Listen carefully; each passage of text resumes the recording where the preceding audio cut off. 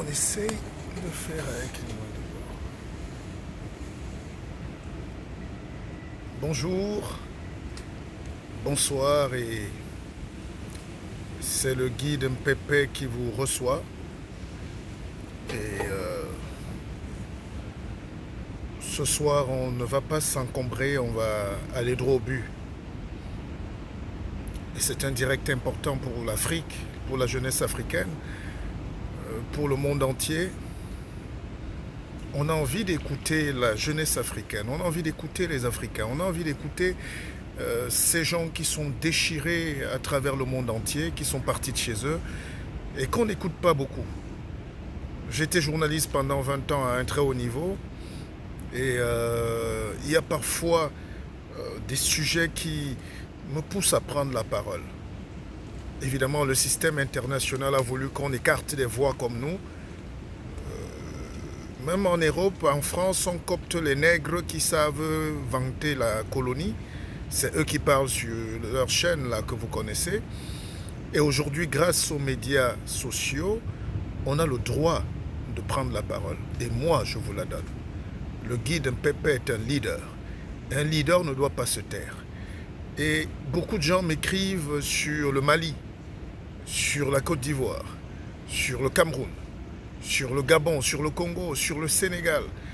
Et je dis, s'il y a la montée de toutes ces tensions, s'il y a la montée de toutes ces incompréhensions, c'est parce qu'on ne parle pas, on ne donne pas la parole à l'Afrique. C'est TV5 qui parle de l'actualité de l'Afrique en 5 minutes, France 24, RFO, toutes ces chaînes-là qui sont commandées par l'Élysée. Mais il faut apprendre désormais, et c'est pour ça que nous travaillons ardemment là-dessus. Je travaille là-dessus à mettre un projet de télé où on n'a plus besoin d'attendre.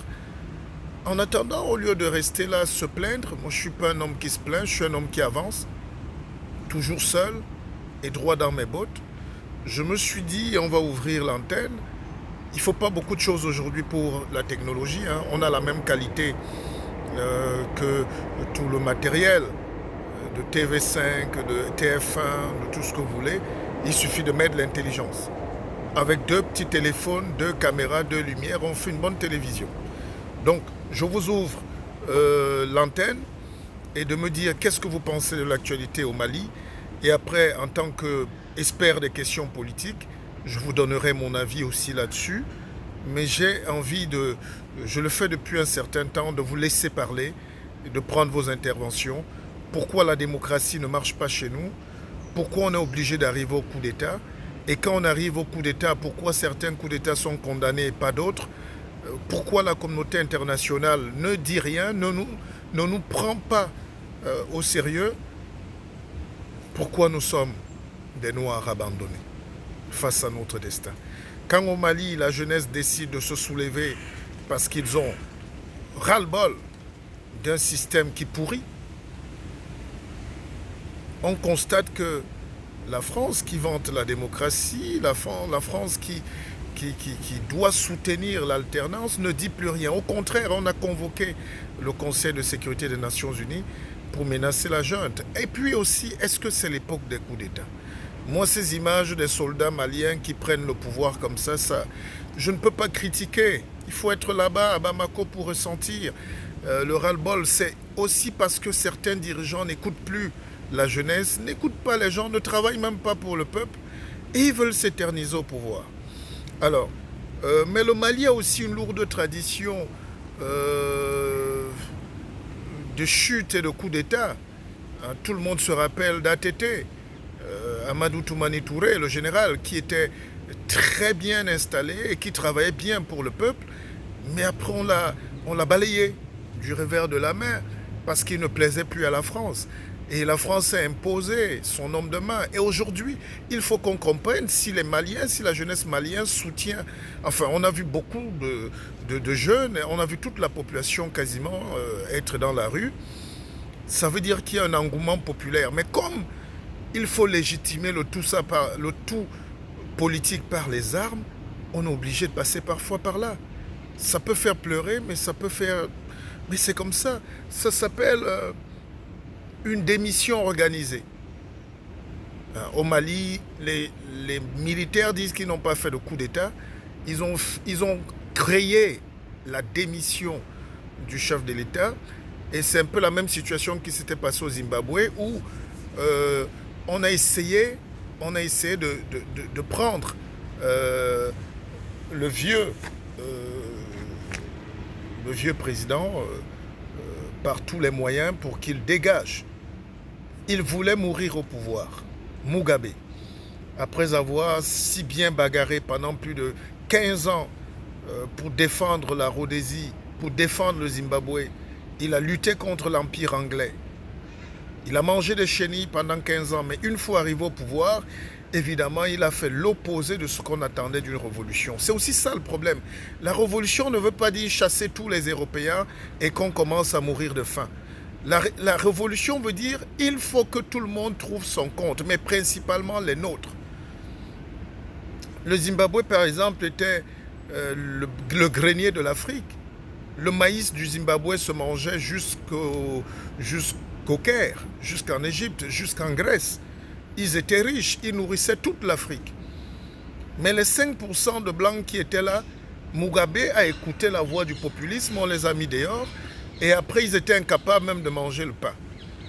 Et la même chose, c'est ça partout en Afrique. C'est-à-dire, la révolution ne veut pas dire exclure le développement. C'est pour ça que même en Côte d'Ivoire, quand on va en parler tout à l'heure, vous allez comprendre qu'il y a beaucoup de gens en Côte d'Ivoire qui confondent.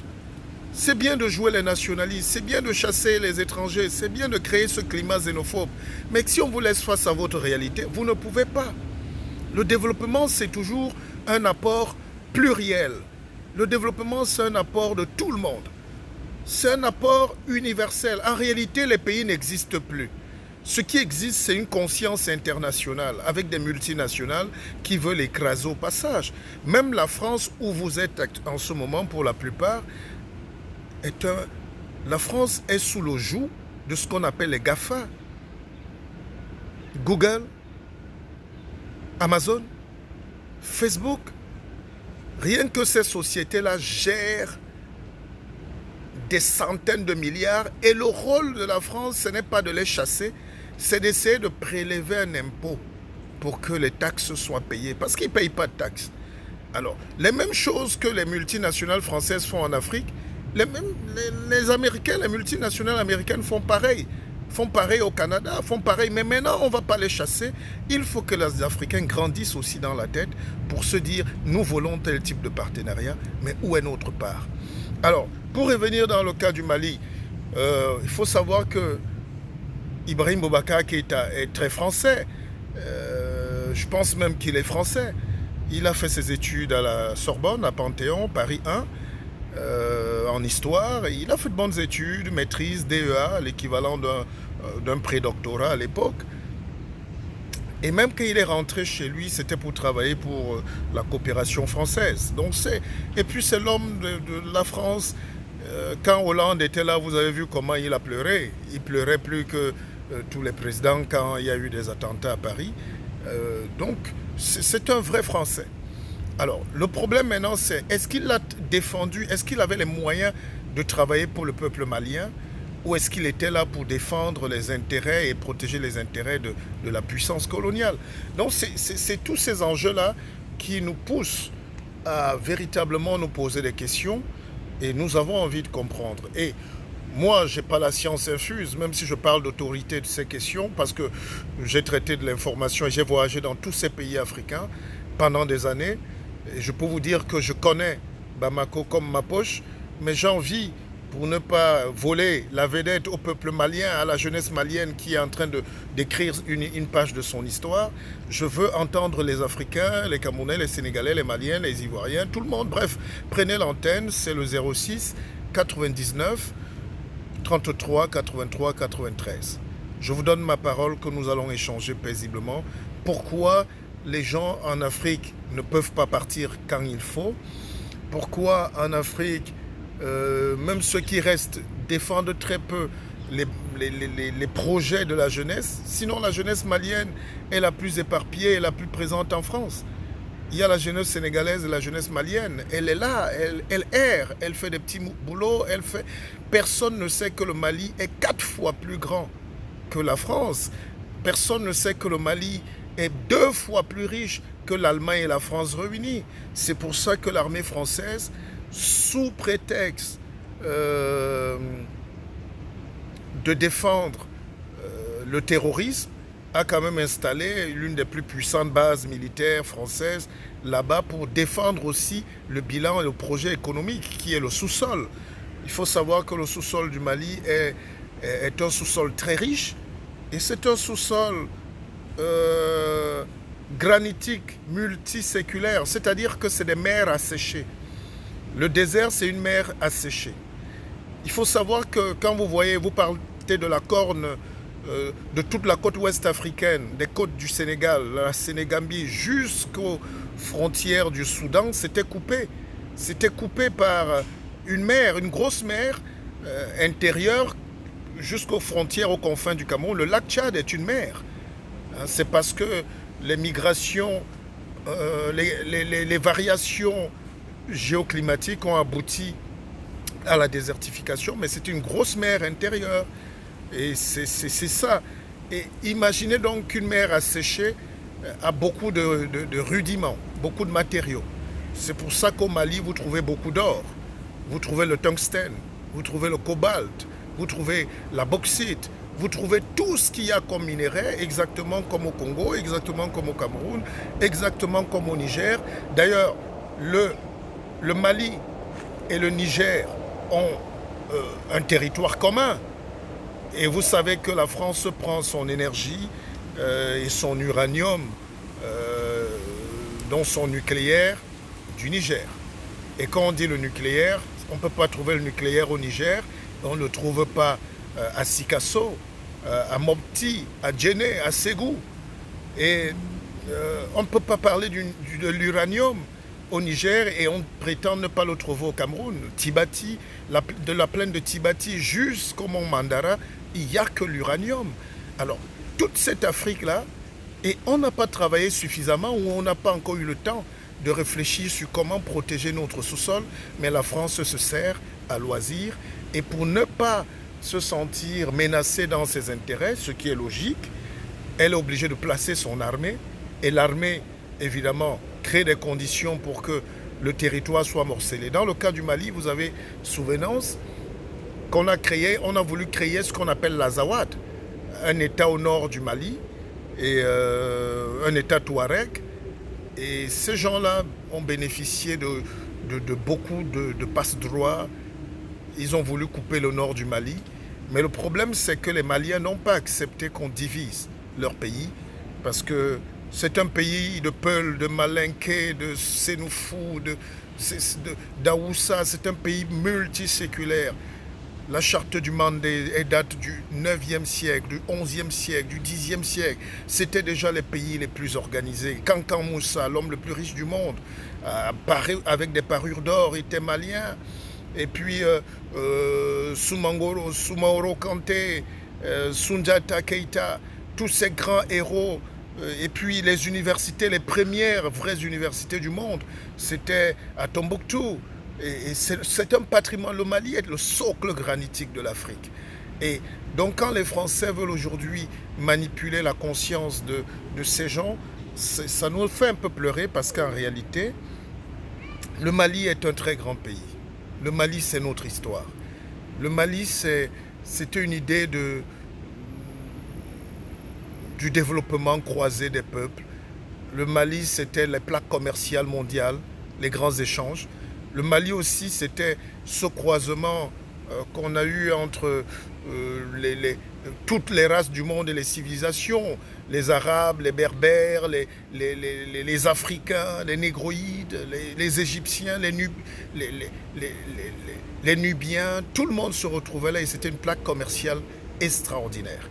Alors, donc, la question qu'on se pose aujourd'hui, c'est est-ce qu'on a le droit de saluer le courage de la jeunesse malienne qui a dit non, non à un système qui perdurait, un système de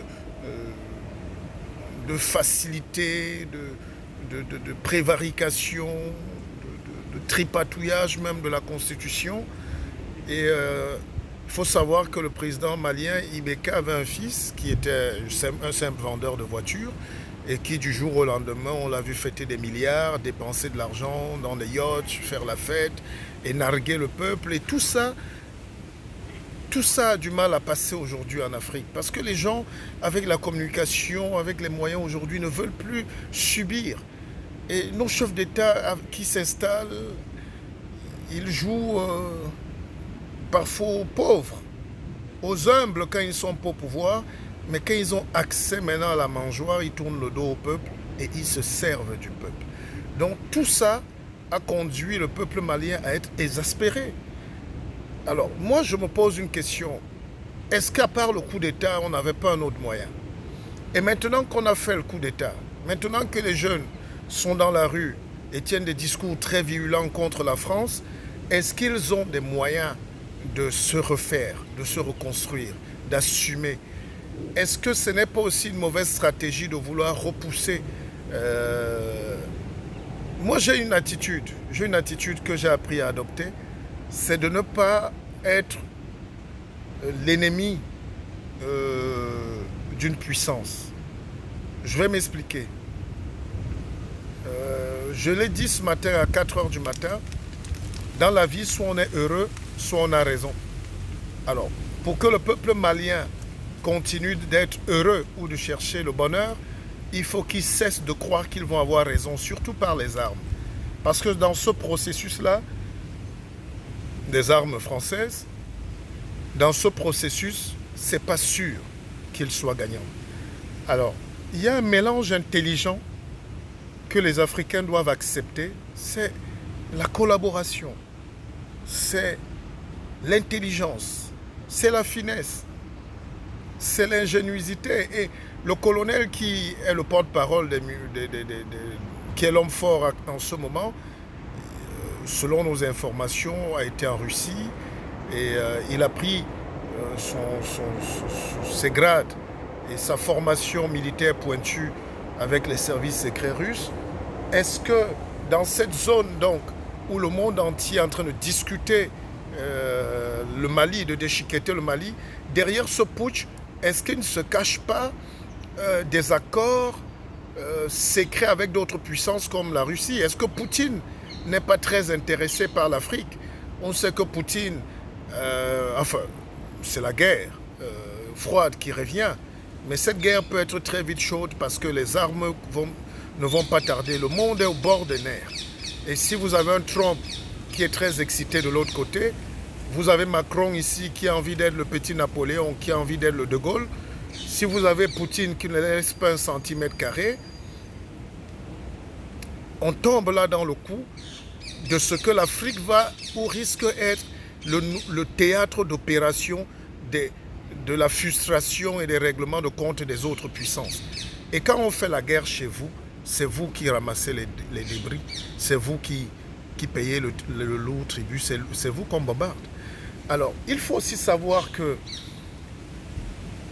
quand vous prenez le nord, de tout le nord du Mali, tout ce qu'on va appeler l'Azawad, toute cette grande zone désertique est une zone extrêmement riche, minière, je l'ai dit, mais jusqu'à la frontière avec les groupes, jusqu'à la frontière avec l'Algérie, à Tamarinset. Et vous savez que tous les groupes islamistes algériens sont descendus dans ce désert, fuyant la répression de l'armée algérienne. Donc tous ces salafistes-là, tous ces mouvements religieux et terroristes ont pignon sur rue dans toutes ces zones de désert-là. Et en réalité, il faut maintenant comprendre comment on va gérer, comment le Mali va gérer. Si la France se retire, ce qui n'est pas possible, mais imaginons que la France ne soit plus là demain, est-ce que le Mali, en tant que pays, peut gérer ses frontières? Est-ce que le Mali, en tant que pays, peut apporter le développement? Est-ce qu'ils ont la capacité d'avoir un leadership qui va amener d'autres partenariats comme la Chine, comme, disons, la Russie. Et voilà. Et il faut aussi savoir que quand on détruit, quand la France détruit avec le mandat des Nations Unies, c'est curieux, quand ils décident de détruire euh, la Libye, tous les gens, tous les groupes armés descendent dans le désert. Quand on tue Kadhafi, ça devient un no man's land. Et tous ces gens portent les armes et fuient dans ce désert malien-là, cette grande zone-là, qui est 2 fois supérieure à la taille de l'Europe. Et c'est cette zone-là qui consacre tous les appétits et tous les intérêts. Maintenant donc que la junte au pouvoir a pris le pouvoir à Bamako, il faut donc se poser la question, elle prend le pouvoir pour qui? Est-ce que c'est pour le peuple? Est-ce que c'est pour reconfisquer? Est-ce que c'est pour avoir un militaire à la tête? Ces questions-là en Afrique nous posent toujours beaucoup de problèmes. Le coup d'État peut être salvateur. Quand il vient rétablir un ordre constitutionnel, encore que là, je pense qu'il n'y a pas eu mort d'homme, donc ils ont été assez tactiques, ils ont été assez fins, mais maintenant, le pouvoir d'un coup d'État, c'est toujours pour quelqu'un. Qui finance le coup d'État? Qui est derrière l'armée malienne? Qui? Parce qu'il ne faudrait pas que la jeunesse malienne se retrouve 2 fois de plus embrigadée dans ce processus. C'est pour ça que cette question nous interpelle. Je suis d'ailleurs surpris, je ne sais pas si je vous ai donné l'antenne. Je sais que quand j'explique tellement bien, les gens parfois n'osent pas appeler parce que je pense que tout est clair. Mais écoutez, si vous avez envie d'intervenir, je vous ouvre mon antenne pour avoir des compléments d'information. J'ai des amis qui sont à Bamako, qui sont au service de la communication, qui sont des grands patrons de presse. Je vais essayer de voir si je peux avoir un. Et comme ça, on aura la chaleur et la primauté d'avoir Gimbay, mon ami Gimbay. Alors, Gimbay. Tiambel Gimbayara. Alors, Tiambel, mais est-ce qu'il est connecté, Tiambel? Bon.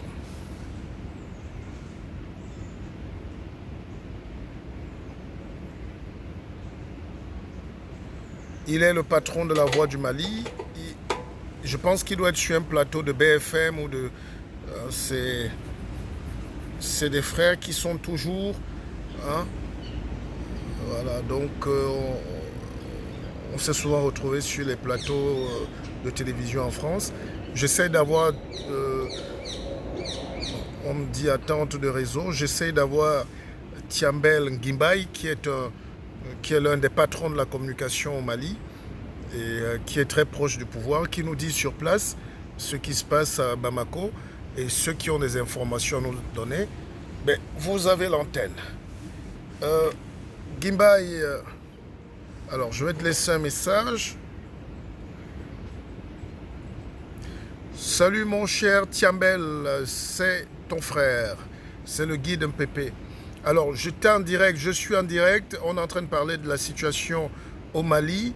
Si tu as mon message, essaie de nous rappeler en direct parce que nous avons besoin de plus de précisions sur la situation à Bamako, même si nous sommes en train d'échanger là-dessus et toute l'Afrique nous regarde. Et merci.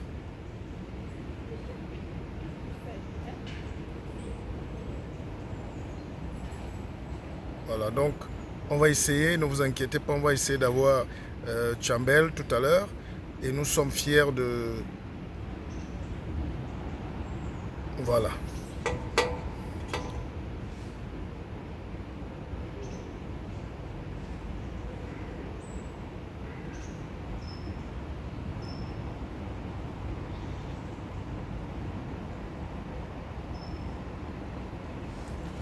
Donc merci. Merci d'être connecté. On essaie d'avoir un éminent communicateur du Mali. Il va peut-être intervenir tout à l'heure. Je lui ai fait un message. Donc, nous étions en train de dire que partout en Afrique, c'est ça le problème. quand Sankara est venu, quand Sankara a pris... euh, il y a quelqu'un qui nous appelle. Oh là là.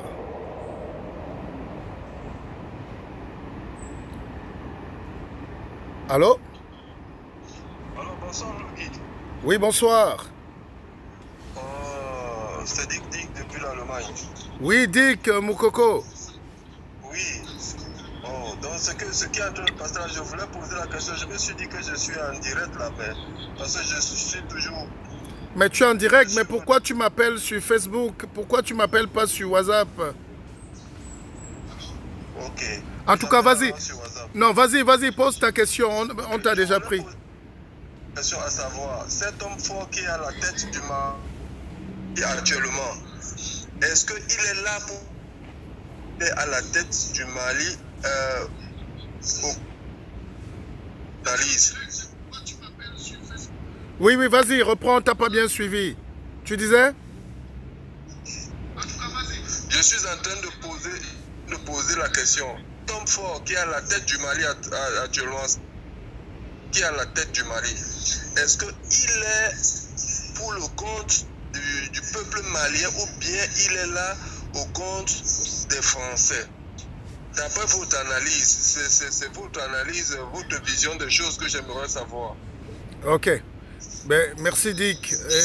Je te réponds plus tard. Enfin, je te réponds tout de suite et merci d'être intervenu. Tu avais une autre question? Non, je pense. Alors, la question de Dick Moukoko, c'est est-ce que le jeune colonel...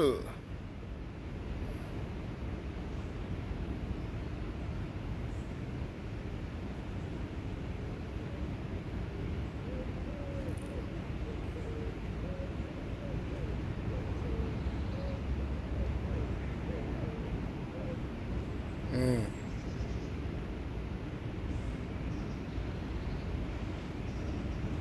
Alors, la question de Dick Moukoko, c'est... euh,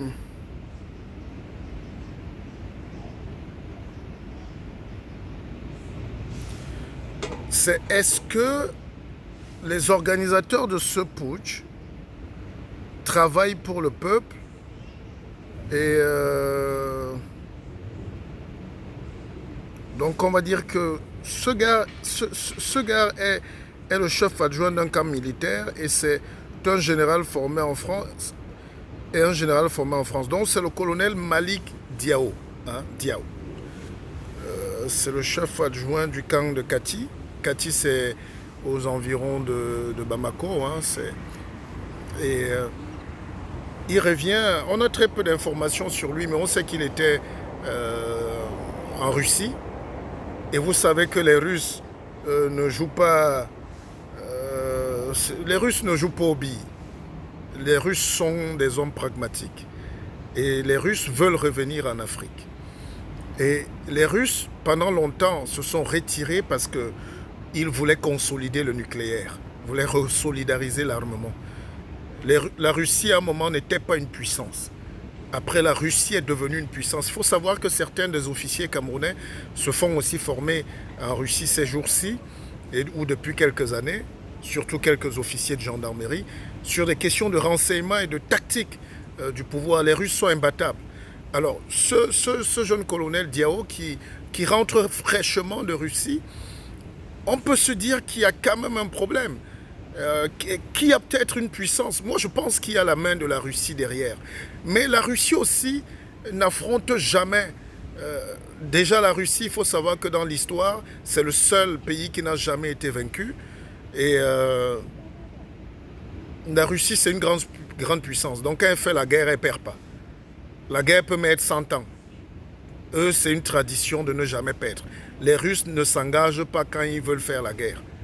Enfin, quand ils ne veulent pas faire la guerre. Donc, quand ils veulent faire la guerre, ils ne vont pas perdre. Donc, voilà un des problèmes. Le deuxième problème, c'est que ce colonel-là rentre fraîchement de Russie. Évidemment, s'il était venu de la France, on n'allait pas lui donner la latitude, il n'allait pas avoir ce bagou de s'opposer à un pion central de la France. Ibrahim Boubacar Keïta est un pion français, c'est un pion socialiste de Hollande. Et n'oubliez pas que Macron quoi qu'on dise, même s'il n'est pas sur la même longueur d'onde avec le président Hollande aujourd'hui, reste le fils de Hollande. Donc il y a des accords. Macron a viré vers la droite. Macron est devenu gaulliste et gaullien au lieu d'être gauchiste. Mais il garde cette empreinte. Il a soutenu. Mais dès qu'on a appelé Macron hier, selon nos informations crédibles, parce qu'il y a un chef d'État de la sous-région qui a appelé le président Macron pour qu'il prenne, pour qu'il envoie les forces intervenir à Bamako, Macron a dit que la France ne se mêle pas. La France ne se mêle pas. Évidemment, Macron a 40 ans, Macron a déjà dit à tous ces vieux papas-là qu'il ne veut plus de ça. Je pense que c'est en Afrique même qu'on ne veut pas que... en Afrique, on ne veut pas que la France fasse sa révolution. Il y a des choses qu'on impute à la France, ça vous avez raison. Mais il faut savoir qu'il y a aussi, dans le nouveau management de la France, un style... Macron veut qu'il y ait plus de management de jeunes. Que la France ne doit plus être appelée pour tout.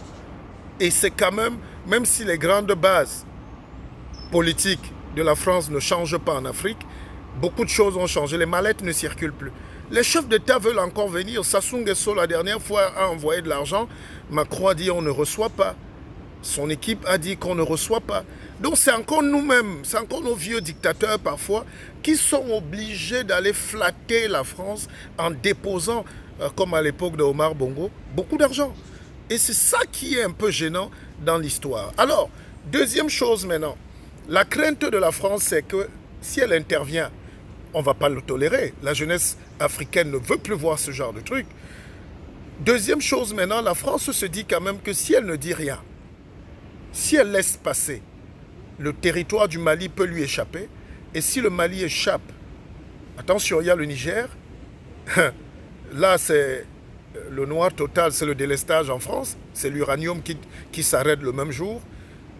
Et donc la France est obligée de passer maintenant par l'ONU. Vous savez, hein, s'il y a un seul truc qu'on doit envier à la France, c'est son côté intelligent. Ils sont d'une finesse. Ces gens-là, ils peuvent vous tuer. Ils ouvrent le bon vin, ils vous servent, vous buvez et puis ils vous enterrent. Rappelez-vous, c'est Kadhafi quand même qui a financé l'élection présidentielle en France sous Sarkozy. Et il avait été reçu à l'Élysée, il a apporté ses tentes, son couscous, son lit. Il a dormi avec tout son personnel. Il a occupé la France pendant une semaine. Sarkozy ne disait rien. Sarkozy souriait du bout des lèvres. Mieux flatter son ennemi pour l'étouffer. Et heureusement que Facebook est là. J'étais l'un des rares qui avait fait un témoignage, qui avait fait une vidéo à l'époque, et j'ai fait toute une émission là-dessus pour dire attention, attention au panafricanisme Kadhafi. Et j'étais à Paris, j'avais fait un plateau en direct dans 90 minutes politiques où je disais la venue de Kadhafi peut signer aussi sa fin. Quand Paris t'embrasse et te lèche, attention, après on te lâche. N'oubliez pas, on te lèche, on te lâche et on te lèche. Et c'est ça qui s'est passé avec Kadhafi. Donc, comme nous ne sommes pas très écoutés en Afrique, comme notre parole est plus mise en valeur en Europe que chez nous-mêmes où on doit servir et travailler, les gens ne voient jamais nos analyses. Voilà une vidéo qu'on est en train de faire. Heureusement que le peuple africain, vous êtes très nombreux, mais nous devons parler plus fort, avoir des tribunes officielles. Et c'est pour ça que je vais toujours saluer le président Obiang, qui, à son temps, m'a donné toute une tribune devant tout le gouvernement où je venais exposer mes lignes, où je travaillais officiellement. Même quand le père Omar Bongo était là. Mais depuis, les palais en Afrique se sont refermés aux intelligences et ils meurent dans la dictature et ils s'étouffent. Alors, pour revenir à l'essentiel, méfiez-vous. La France n'est peut-être pas intervenue directement parce qu'elle ne pouvait pas. Il y avait 2 millions de jeunes dans la rue. quand la jeunesse est là, vous ne pouvez pas. On ne peut pas lutter contre la jeunesse d'un pays. Voilà un message fort déjà que cette situation au Mali nous renseigne. À tous les Africains, les jeunes qui ont peur, qui fuient leurs responsabilités, on ne peut pas lutter contre le peuple. Si vous êtes 2-3 millions dans les rues, le problème est réglé. Ceci dit, je n'ai rien dit. Alors, ce qui est intéressant dans cette démarche, c'est la position de la France. Elle est passée par la CEDEAO. La CEDEAO condamne, mais la CEDEAO, quand les peuples souffrent, elle n'intervient jamais. La France passe par les Nations Unies. Et vous savez que c'est un cinéma. C'est une connerie, ce machin-là. Personne ne croit à la force des Nations Unies. On sait que c'est les Nations Unies égale États-Unis égale valet des États-Unis. Personne ne peut, aujourd'hui en 2020, considérer que les Nations Unies défendent les peuples. Sinon, partout où il y a la souffrance en Afrique, les Nations Unies se seraient déjà interposées. Les Nations Unies, c'est une grosse machine qui ne représente personne, à part les gros pays qui mettent de l'argent et qui financent, et ça protège leurs intérêts. Et la guerre malienne a des ramifications jusqu'en Centrafrique. Et rappelez-vous, il venait de signer, la France venait de signer des accords pour que les Nations Unies prolongent les sanctions contre la République centrafricaine. Ce qui est incompréhensible. La République centrafricaine est en train de se reconstruire, la guerre est terminée, ils veulent avoir... Mais on remet encore l'embargo. Pourquoi? Parce que quand il y a l'embargo dans ces pays, ça permet aux Nations Unies d'envoyer leurs soldats. Et ces soldats-là, vous voyez comment ils se livrent à tous les commerces. Ils exploitent l'or, ils vendent la sardine, ils donnent les grossesses aux petites filles, ils violent, ils se servent. Et le Congo, par exemple, a les Nations Unies dans ses pieds depuis 40 ans. Donc le Congo n'a jamais joui de son indépendance. Les gens sont au Congo assis là depuis, ils ne peuvent pas bouger.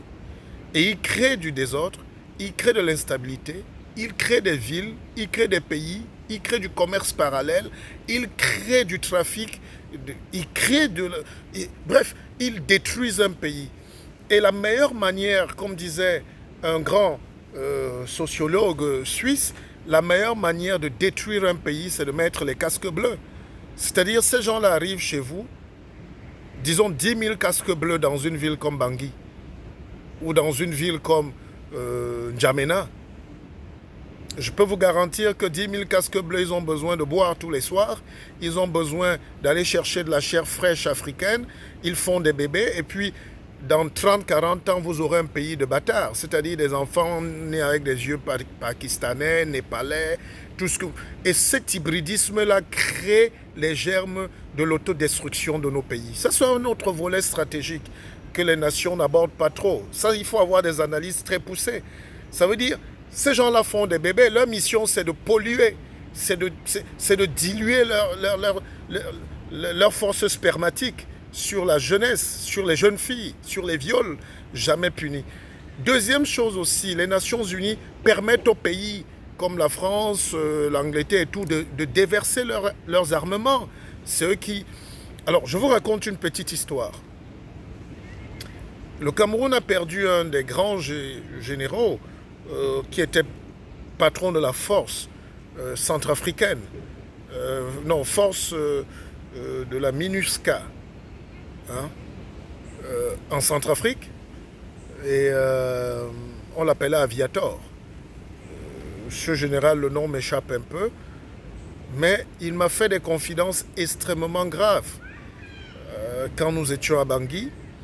Et ce général-là nous disait, et moi je savais qu'il ne pouvait pas vivre longtemps parce qu'il s'opposait tout le temps à la France.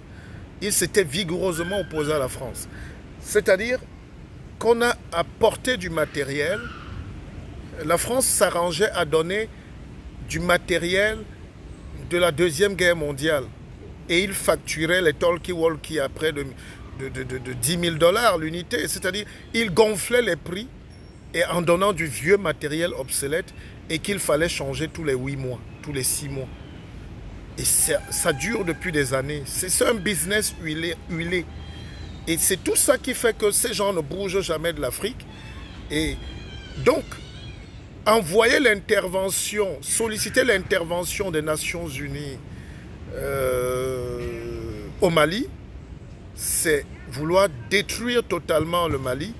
Et finalement, le coup d'État qui devait servir à libérer le Mali contre le joug colonial, contre la prévarication de la matière première, contre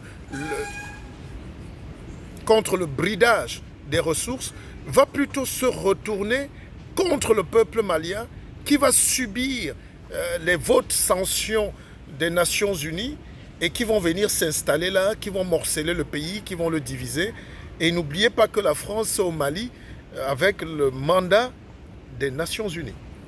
La France protège, entre guillemets, le désert, l'Azawad, le Niger, avec les accords. La France, pour intervenir en Libye, n'est pas venue seule. Elle a pris le mandat. Voilà, c'était le général Toumenta, l'un des meilleurs aviateurs du monde. Et on a liquidé Toumenta tranquillement parce qu'il s'opposait au leadership de la France. La France voulait faire endosser à Toumenta toutes les factures et toutes les vieilleries. Et à titre personnel, j'ai le petit frère direct de mon père qui est major à la retraite, qui était en Centrafrique. Et c'est lui qui réceptionnait aussi le matériel. Le major Pierre Bissog, hein, donc c'est pas caché. Lui aussi, on l'a mis en retraite. Très vite, on l'a rapatrié au Cameroun parce qu'il s'opposait à la réception du matériel obsolète que l'armée française imposait aux Nations Unies. Donc, et Toumenta, qui était major de l'école de guerre, même en France, aux États-Unis, a dit qu'il ne peut pas travailler sous les ordres des gens plus incompétents que lui. Et bon, on va pas conclure hâtivement, mais on sait comment c'est fini.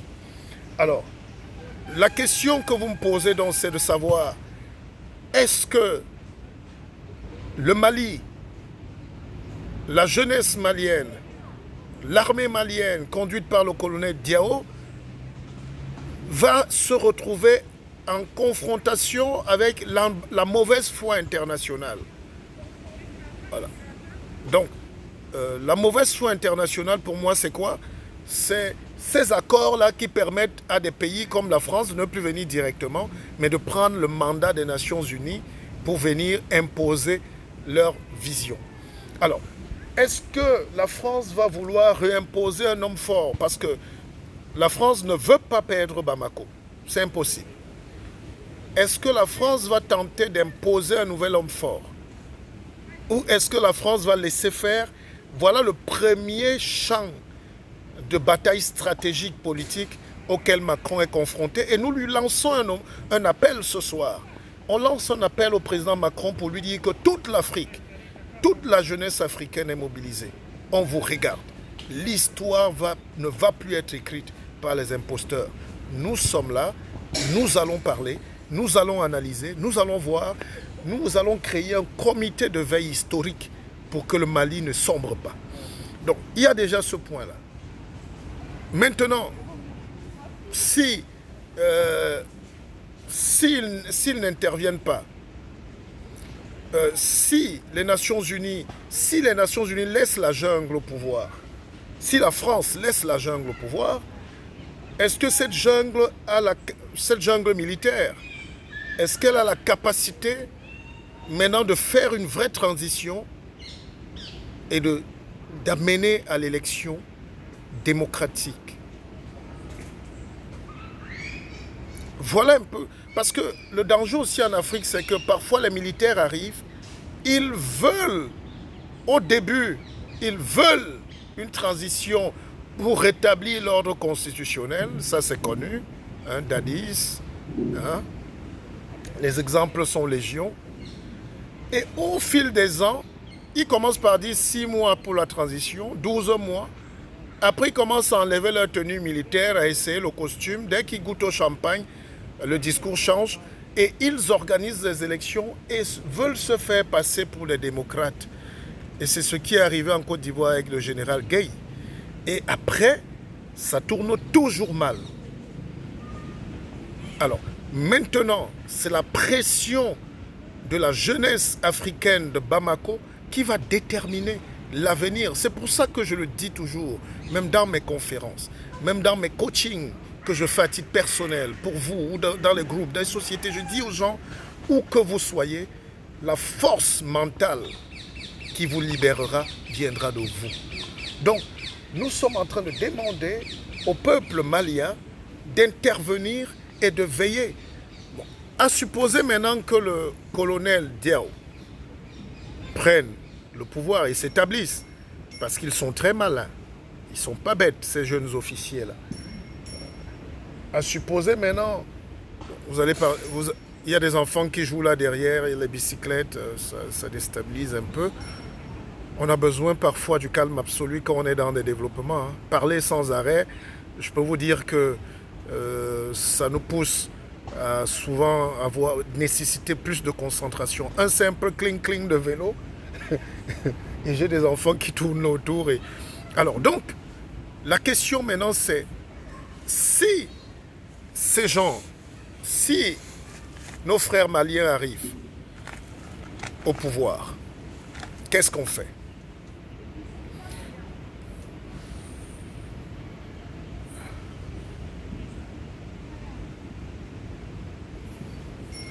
Voilà, Christian Bomo-Timban, le maître Bomo-Timban, je ne sais pas s'il a essayé de me joindre.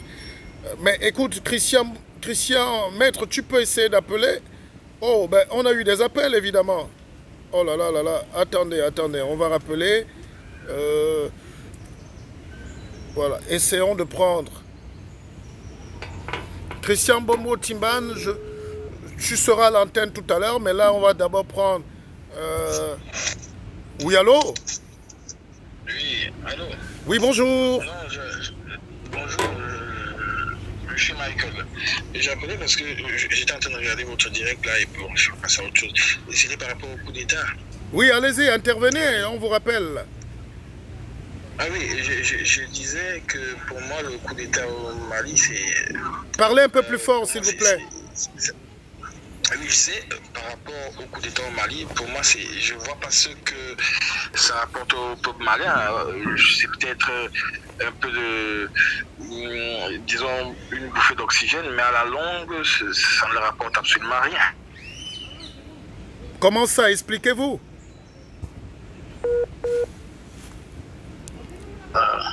Oui, expliquez-vous. Pourquoi ça n'apporte absolument rien? Non, parce que je ne pense pas que les conditions de vie des Maliens changeront du jour au lendemain. Donc, pour moi, c'est totalement inutile. Pour moi. Oui, mais donc, on ne dit juste pas ça comme ça.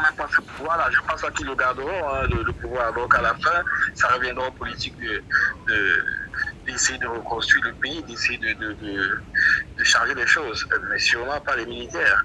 Bon, ils ont anticipé certaines choses, mais je ne vois pas trop sur le plan économique, même sur le plan social, ce que ça m'amène, ce que ça rapporte aux Maliens. Ok, merci de votre intervention. Est-ce que je peux avoir Maître Bomo-Timban? Oui, lui-même en ligne là. Bonjour le guide. Bonjour Maître Bomo-Timban. Je suis en direct? Oui, bien sûr, tu es en direct. On est la plus grosse tribune africaine de nos problèmes. Faisons nos choses. Oui, voilà. Ça, c'est évident. Alors, je vais suivre tous les développements là tout à l'heure. Mais oui, je crois que nous faisons, ou alors, tu peux te tutoyer, Martial. Oui, bien sûr. Il y a une mauvaise analyse qui est faite. Il ne s'agit pas d'une mutinerie, d'un coup d'État ou bien d'une prise de pouvoir par l'armée. Il faut bien regarder ce qui s'est passé au Mali. Ce n'est pas différent de ce qui s'est passé en Égypte. Tout à fait. Avec le peuple qui était à la place Tahir et le général Assisi qui a pris le pouvoir. Oui, mais je ne te coupe pas. Ce n'est pas différent. Oui. Ce n'est pas différent de ce qui s'est passé au Soudan dernièrement. Tout à fait. Où le peuple était dans la rue et l'armée est venue prendre le pouvoir. Pas prendre le pouvoir, assurer assurer le service. Le service minimum.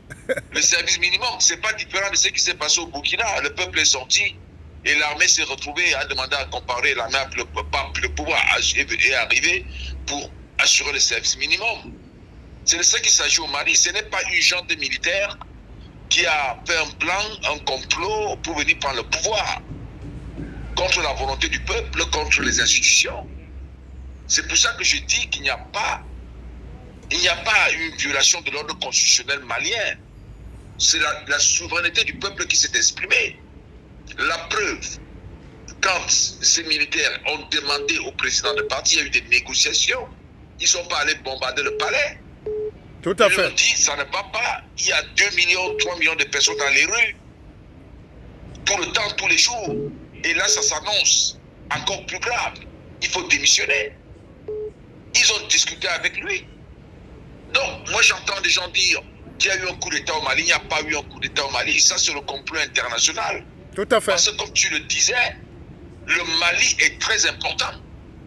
Ce qui est en train de se passer là au Mali, c'est déterminant pour la suite des événements en Afrique francophone.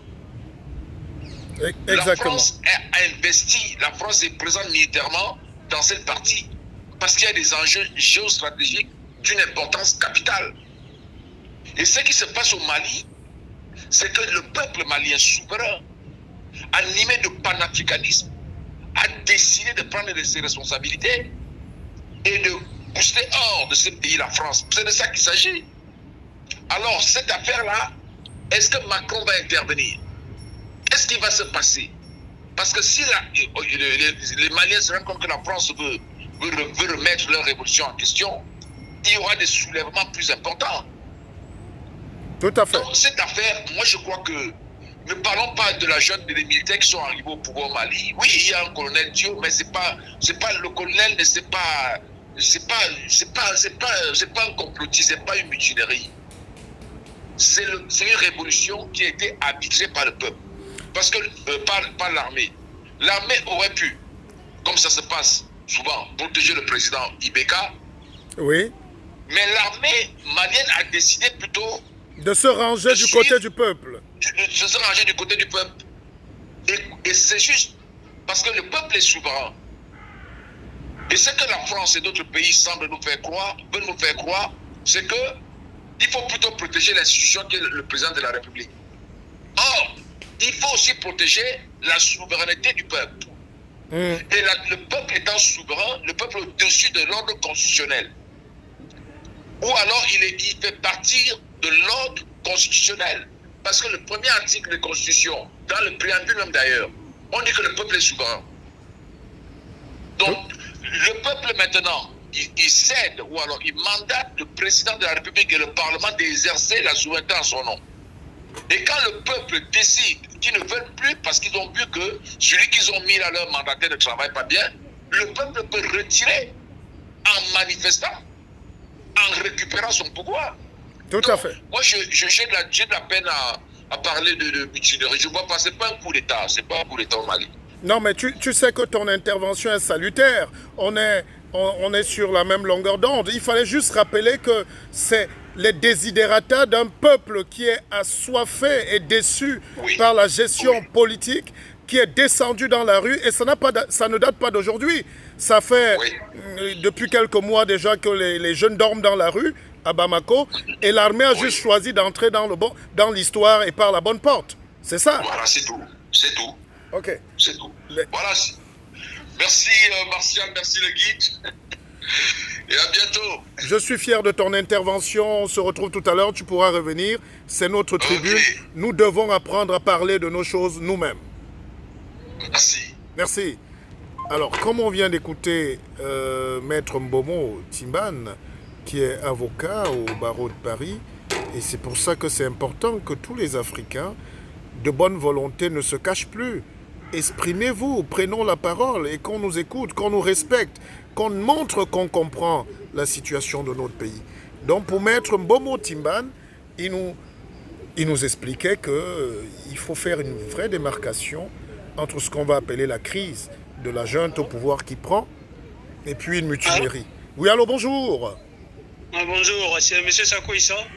Oui, vous êtes à l'antenne. Ah d'accord, ok. Donc franchement, j'ai écouté votre émission. Je sais pas qu'il y a aujourd'hui, chaque fois que vous avez des trucs comme ça, j'écoute. Donc franchement, ça me fait plaisir, beaucoup de plaisir de vous d'avoir à faire les vidéos comme ça, de parler des problèmes des Africains, tout ça. Donc c'est très bien ce que vous êtes en train de faire, je trouve. Tout à fait. Ouais. Donc je vous remercie pour cela. Vous voulez intervenir sur la situation au Mali ou c'est bon? Vous voulez juste nous encourager? Non, mais c'est que les encouragements et puis franchement, ben, je trouve que c'est que les armées ils ont fait, donc ça me fait beaucoup plaisir aussi parce que ça fait un peu de temps que les populations sortaient pour demander le départ du président Ibrahim Boubacar Keïta, donc il n'avait pas voulu quitter les fonctions et son fonction, donc hier, c'est qu'ils ont fait comment on appelle, des mystères, donc ça m'a fait beaucoup de plaisir pour cela aussi. Donc voilà. Ok. Mais merci de votre intervention. Merci à vous aussi. Ok, nous sommes ravis. Alors, vous savez, ne me demandez pas d'épingler le numéro est affiché. C'est le 06 99 33 83 93. J'ai le numéro le plus ouvert de la République. Et croyez-moi, nous sommes en train de travailler pour qu'on ait des cadres, qu'on ait une télévision, hein, qu'on ait un vrai média. Mais en attendant le média qui est en train de se mettre en place, nous avons le droit de montrer ce qu'on sait faire et de porter nous-mêmes nos analyses. On vient d'écouter. Merci de rappeler le téléphone Junior Boka parce que les gens m'écrivent là, ils veulent intervenir, mais la ligne est ouverte. Un seul téléphone. Bien sûr que quand on a plus de moyens, on a une console. On pourra prendre 10 appels en même temps. Donc ne vous gênez pas. Pour l'instant, je ne justifie pas souvent. Je n'aime pas les gens qui trouvent des prétextes pour ne pas faire. Nous faisons déjà. Et si on est déjà plus de 15 000 vues, c'est parce que les gens nous écoutent, nous regardent et sentent que nous sommes vrais, nous disons des choses et nous sommes libres. Alors, donc, il ne faut pas confondre. Donc, c'est la jeunesse malienne qui a décidé de déposer le président. Et comme le président ne veut pas sortir du palais qui est couvert d'or, et comme le peuple est souvent orphelin et a des mains nues, l'armée républicaine a décidé de se mettre du côté du peuple pour accompagner le peuple, pas pour combattre son peuple. Et c'est souvent ces absurdités. Alors, par rapport au Mali, je vous rappelais la bipolarité de la France. C'est pour ça que je vous ai dit dans une précédente vidéo, et j'en fais tellement, et des meilleures à chaque fois, je vous disais qu'on ne saurait être ami et maître en même temps. Un jeune Nang, on ne peut pas être ami et maître en même temps de quelqu'un. Soit on est ami, soit on est maître. Et dont l'autre assume son esclavage. Donc, Amadou Toumani Touré, le général ATT, quand il a voulu mener les réformes et qu'il a été contre la France qui voulait imposer son diktat au Mali, la France l'a déposé le même soir. Et on lui a dit de plier ses bagages. Alors, aujourd'hui, comme la France s'est touchée, parce que c'est leur pion qui est touché, ils veulent créer un peu de bang-bang, et là on dit on n'est pas d'accord. Allô, bonsoir. Oui, allô? Oui, bonsoir madame. Oui, bonsoir le guide. Bonsoir. Donc moi j'interviens, je suis en train de vous écouter en direct. Je vous appelle de Paris. Oui. Je suis mademoiselle Ebele Emma. Ebele Emma, Oboso Ebele. Alors moi je trouve super ce que vous faites. Oui. Et quelque part, moi ce que j'apprécie, c'est, je suis jusqu'à présent la révolution camerounaise. Oui. Et ce que je trouve par rapport à ce que nos frères maliens ont fait, je trouve que c'est génial. À un moment donné, il faut dire stop, d'accord? Oui. On prend des destin en main, dire stop. On ne va pas continuer à être géré par les autres. À un moment donné, on prend son destin en main. On se dit non, ça suffit. Je ne veux plus être dans cet état de dépendance. Et c'est ce qui manque. Moi, franchement, c'est ce qui manque à mes frères camerounais. Et je dis bravo, bravo, bravo à nos frères maliens. Et je trouve génial. Pour moi, c'est pas un coup d'État. Non, je suis désolé. C'est le peuple qui s'est réveillé, qui a dit non, basta, on ne veut plus de ça. Et l'armée s'est reliée à eux. Donc, il serait temps que... Bon, moi, je parle du Cameroun, même si j'ai une autre nationalité. Il ne faut pas oublier d'où on vient. Mais Donc, alors selon vous, ma chère Emma, c'est intéressant ce que vous nous dites. Pour vous, on peut avoir la même situation au Cameroun, c'est ça? Mais qu'est-ce qui bloque? Qu'est-ce qui bloque, c'est qu'ils sont amorphes, d'accord? C'est comme si on les avait amenés je ne sais où, ils ne réagissent pas, ils acceptent tout et n'importe quoi. J'ai l'impression qu'ils sont dans un statu quo. Leur phrase fétiche, on va faire comment? Tu vas pas accepter ta situation jusqu'à la fin. À un moment donné, tu dis basta. Le syndrome de Stockholm, c'est bon quoi. À un moment donné, il faut se réveiller et dire non, non. Oui, mais beaucoup de Camerounais vont très mal comprendre parce que vous avez vu au Mali, il y a eu plus de 2 millions de jeunes Maliens, hein, tous nationalités et tribus confondues. Et ils sont aussi diversifiés, mais au Cameroun, il y a toujours un petit élan de tribalisme qui vient naître et ça fait que ça gâte un peu. Je suis tout à fait d'accord avec vous. C'est ça le problème du Cameroun, c'est ce tribalisme. Avant d'être, moi je suis Douala, avant d'être Bassa, avant d'être Bamileke, avant d'être tout, qu'est-ce qui prévaut? C'est on est tous des Camerounais. On fait partie. Quand on vous pose la question, vous êtes de quelle nationalité? Vous dites Camerounais, d'accord? Camerounais regroupe toutes les ethnies. Tu ne vas pas dire je suis Bamileke. Tu dis par exemple, moi je prends l'exemple, on est à la diaspora, quel que soit l'endroit où je suis, on me pose la question. Oui, je suis américaine, on va te dire de quelle nationalité? Tu vas dire je suis du Cameroun, d'accord? Mais ça s'arrête là. On va pas te demander, mais tu es de quelle ethnie? C'est ça le problème du Cameroun. C'est quoi cette connerie? Les gens qui se battent. Oui, moi je suis Bassa, moi je suis Camerounais, moi je suis Bamileke. Mais c'est quoi ça? On va où? On se bat pour notre pays. On se bat pour le Cameroun. Et les gens, ils ne bougent pas. Ils se complaisent dans leur... ils ont rien. Et quand les gens se battent pour eux, on leur dit venez au pays, on va voir c'est quoi cette connerie. On arrête quoi, ils se réveillent. Il est temps qu'ils se réveillent. Alors, mais ce que vous dites est très rigolo parce que les Camerounais estiment qu'il y a d'autres Camerounais qui n'ont pas le droit de parler de politique ou de revendiquer et que c'est à eux seuls que revient le sujet. Je te laisse chuter, je n'ai pas voulu te couper, je voulais juste comprendre pourquoi ça ne marche pas et pourquoi, même si on ne convoque pas la force, mais je constate quand même qu'au Mali, il n'y a pas eu coup de force en réalité. Hein. Ça a été bien négocié. Hein. On peut aller chercher un dirigeant au palais, on l'escorte et puis on va le garder au frigo. Parce qu'ils étaient unis. Ils se battent pour le Mali, ils ne se battent pas pour telle ou telle ethnie. C'est ce qui tue le Cameroun. Cette histoire d'ethnie, cette histoire de tribaliste. On va où? On va faire quoi? Les gens nous ont trouvés dans la révolution. On n'avance pas. On se bat entre nous. Toi, t'es Bamileke, moi je suis tel, nanani, nanana. Et où va le Cameroun? Ça va durer jusqu'à quand? Ça va durer jusqu'à quand? Il est temps qu'ils se réveillent. Ils insultent les gens. Nous, les Camerounais, on est ici, nous, les Camerounais. Et quand il faut défendre le Cameroun, ils ne sont plus là. On va te dire, moi, je suis Boulot. Ça, c'est vos affaires de Bamileke là-bas. Moi, je suis Douala. C'est vos affaires de Bassa là-bas. Ça veut dire quoi? Regardez le Mali. Hein? On était dans la révolution. On est les derniers. Même la Côte d'Ivoire va se réveiller. On sera toujours les derniers. Il est temps que vous vous réveillez, mes frères. Hein?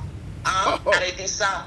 Vous êtes les premiers à insulter les autres du continent et les autres du continent se réveillent avant vous. Voilà mon guide. Ça, c'était mon coup de colère. Ben, c'est Parce que pour ça jusqu'à présent, je n'ai jamais intervenu. J'écoute, je vois ce qui se passe chez moi et ça me fait mal. Ça me fait mal, très mal. vous savez que s'il y a un seul qui peut mourir pour la liberté, c'est moi. Je donne la parole. Tout le monde doit défendre ses points de vue. Respectons-nous seulement et puis après, c'est la vie. Et nous devons Ça être fait libres mal de parler. dire, ça fait mal de voir ses frères subir tout et n'importe quoi. Le Cameroun est devenu comment on dit ça? Anarchie. Tout le monde fait ce qu'il veut au Cameroun. On est où? Qui dirige ce pays? Tout le monde fait ce qu'il veut et personne ne se révolte. Personne ne dit basta, c'est bon. On est tous là. Ils sont tous là comme des cons. Ils subissent.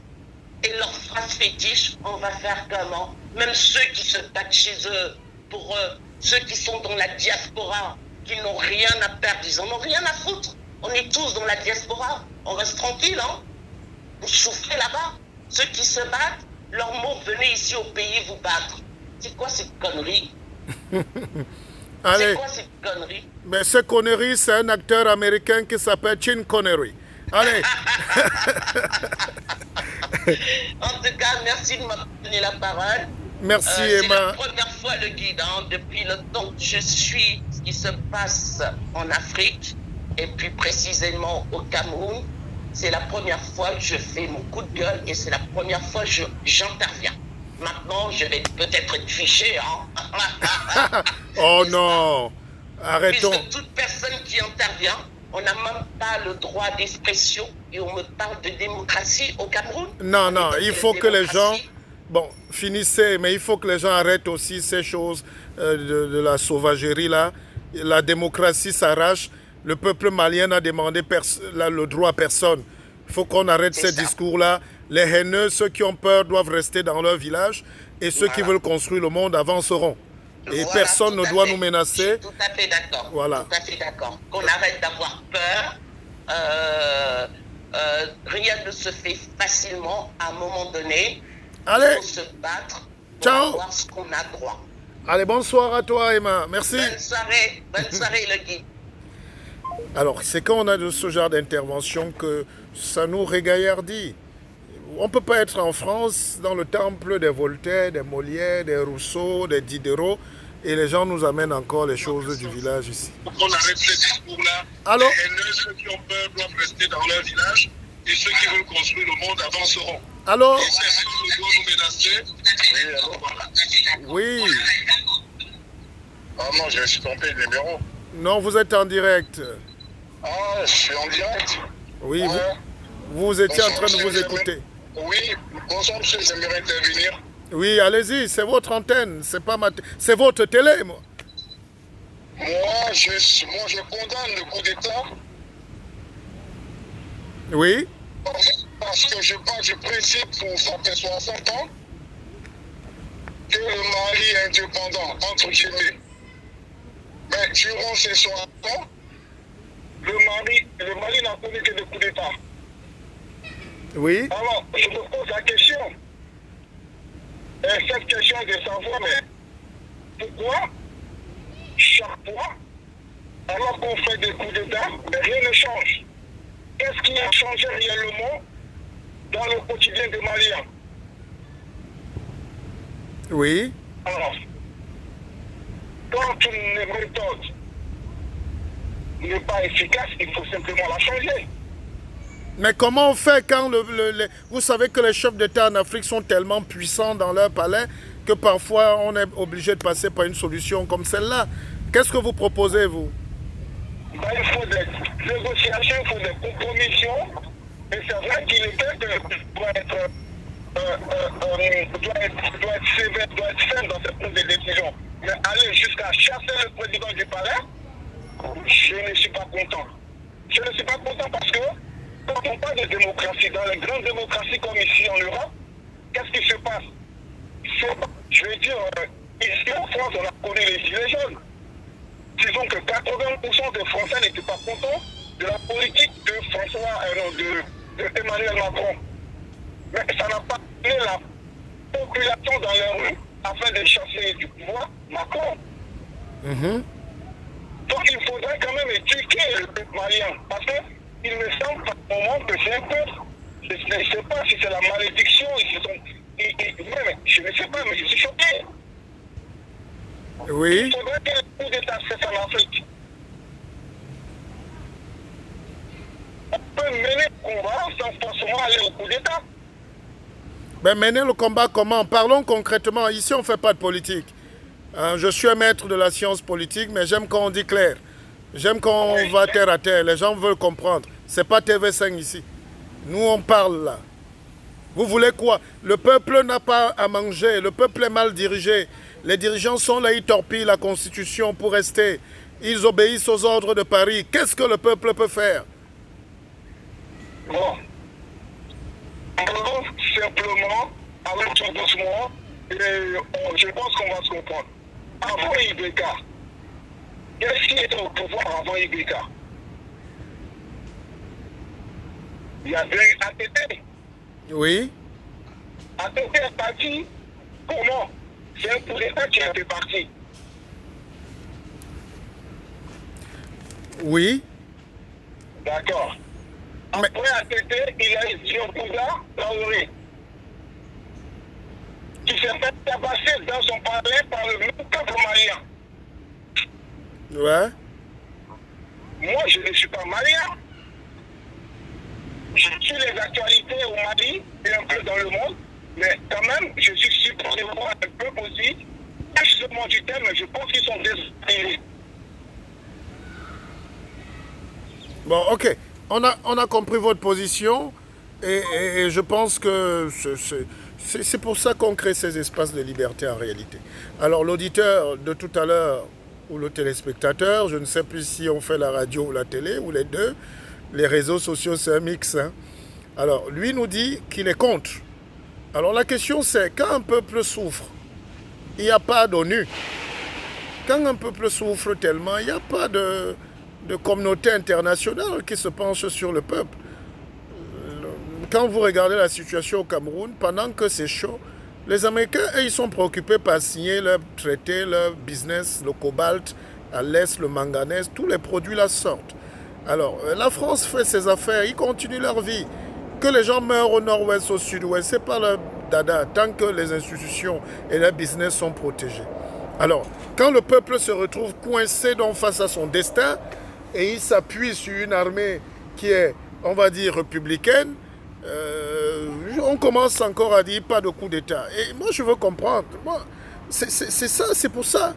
On n'a pas la science infuse, c'est pour ça qu'on vous donne la parole. Mais c'est quand même curieux de voir que pendant que ces gens-là ne foutent rien dans les pays, demain, si une mutinerie va me dégager le président Sassou Nguesso, les mêmes vont venir dire qu'on condamne le coup d'État, oubliant que lui-même n'est que là par une succession de coups d'État et de soutien à la France. Il faut savoir, par exemple, qu'au Congo-Brazzaville, quand Pascal Lissouba arrive, et il apporte un nouveau type de contrat avec Elf, il leur dit, vous ne pouvez plus, à Pointe-Noire, nous siphonner le pétrole à 95%. Nous, on n'a rien. Il faut que le Congo se développe. Et comme il est ingénieur agronome, il crée même un projet d'agriculture intense. Il faut savoir que Pascal Lissouba a créé ce qu'on appelle au Congo les mangues Lissouba. Donc il a fabriqué un type de mangue juteuse, vitaminée pour que les enfants ne soient plus rachitiques. Alors c'est un technocrate, un scientifique de haut vol, mais la France a financé Sassou, qui a été battu aux élections. On a financé le gars pour battre l'homme qui a battu démocratiquement Sassou. Et donc demain, quand le peuple va intervenir, si le peuple intervient, s'il n'est pas omnibulé par le Kwasa Kwasa ou le Ndombolo, s'il y a une conscience congolaise qui se met en place, je ne veux pas écouter les Nations Unies dire qu'il faut protéger l'ordre constitutionnel.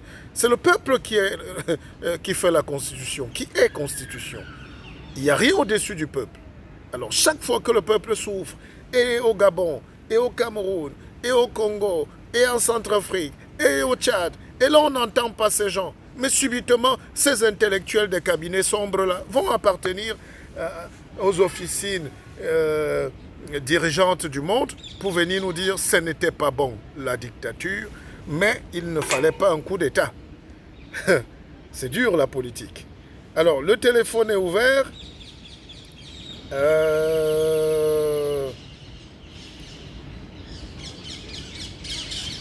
Il y a tellement... il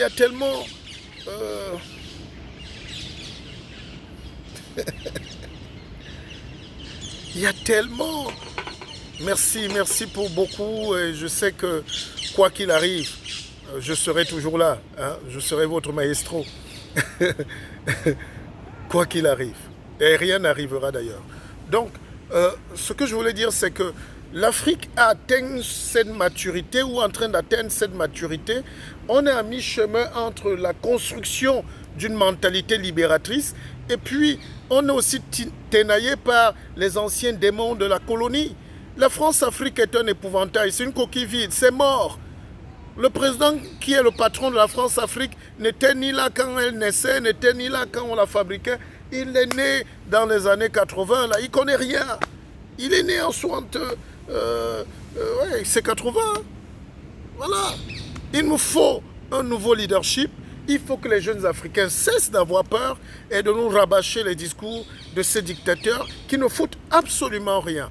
Il y a une chose, c'est de travailler pour l'évolution de son pays, et là c'est visible. Et une autre chose, c'est de maintenir le statu quo pour punir des générations de Camerounais, de punir des générations de Centrafricains, de Maliens, de Sénégalais, de tout ça. Et ces gens-là ne peuvent pas nous dire que l'armée n'a pas raison ou tort.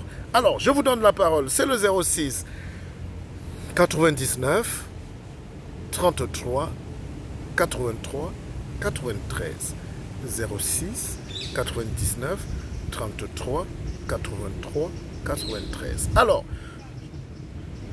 j'ai discuté avec un jeune l'autre jour, un ami qui me disait que c'est comme si une partie des Camerounais adorent, par exemple, l'esclavage, la colonisation. Ils sont fiers de dire qu'ils sont dominés par la France, alors que la France n'a rien à foutre. La France veut faire ses affaires en Afrique. Qui que soit, quel que soit le type qui vient au pouvoir aujourd'hui, les Africains sont assez matures pour gérer leurs problèmes. Voilà le Mali. Moi, ce qui m'intéresse, c'est qu'après la junte, le pouvoir va être géré comment? C'est comment les lendemains à Bamako? Est-ce qu'on va laisser cette junte s'installer et enlever les treillis pour mettre les costumes et fumer le cigare et le champagne? Il y a risque de dérive. Est-ce que c'est vraiment une transition politique pour aplanir les divergences, balayer la constitution et laisser le peuple, c'est-à-dire faire un projet de constitution, soumettre à un référendum, le référendum c'est le peuple, et puis après aller à un processus d'élection libre, que pour la première fois, dans une élection transparente, que les gens votent et qu'ils aient leur président. Et maintenant le président qui arrive là est couché sur la légitimité de son peuple. Un président qui est couché sur son peuple, qui est adossé sur les volontés de son peuple, n'a peur de rien. Ni des bombes de Donald Trump, ni des missiles d'assaut de la France, ni des fléchettes de la Russie, de la Chine. Quand tu es nommé, ou quand tu es voté, ou quand tu es élu par ton peuple, tu es un homme Dieu pour ton peuple. Et tu as la confiance de ce même peuple. Et c'est ça qu'on demande aujourd'hui à l'Afrique. C'est ça qu'on demande à nos leaders. Donc, voilà un peu sur quoi tourne le sujet aujourd'hui. Et en définitive, il faut dire merci à cette jeunesse malienne et leur dire que vous n'êtes pas seul. 1. Et 2, vous n'avez aucun reproche à vous faire. 3, la volonté va toujours rester, et parce que force restera toujours au peuple.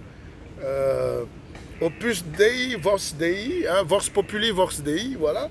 Et puis, n'oubliez pas que vous êtes aujourd'hui les chantres d'une nouvelle Afrique qui se redessine, d'une Afrique qui sait ce qu'elle veut.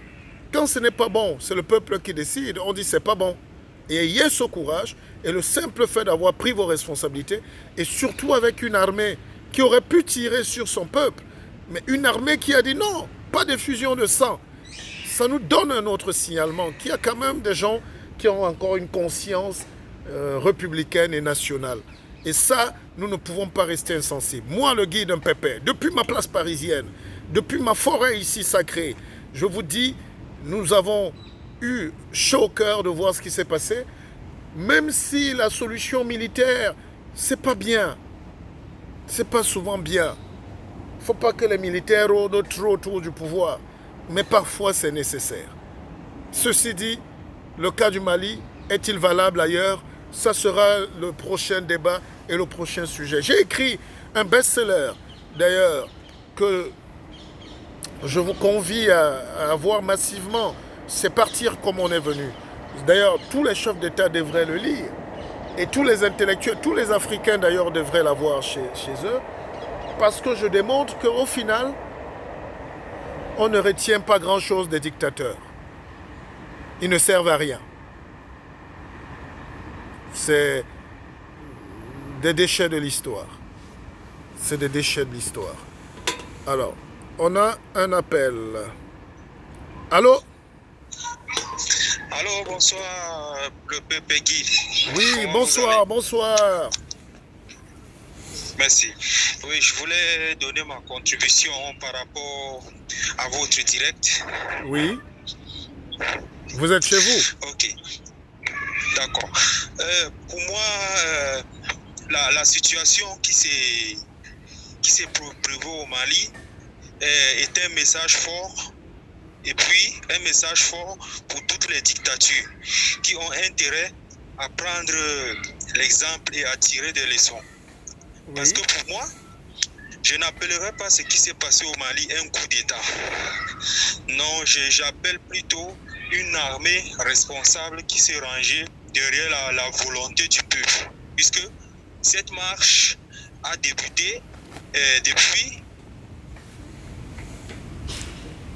des marches, et l'armée, contrairement à celle du Cameroun, a préféré se ranger derrière le peuple.